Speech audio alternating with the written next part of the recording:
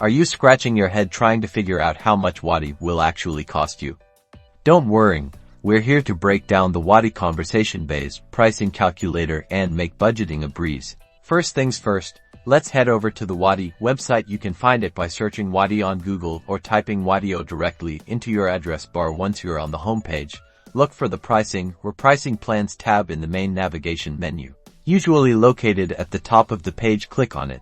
On the pricing page, you'll likely see different plans. Scroll down until you find the section that specifically talks about conversation-based pricing. This is the pricing model that charges you based on the number of conversations you have with your customers. Now, here's the good stuff. Look for a link or button that says something like Conversation Calculator, Estimate Your Costs, or Pricing Calculator. It might be directly within the conversation-based pricing section. Click on it, and you'll be taken to the Wati Conversation Pricing Calculator.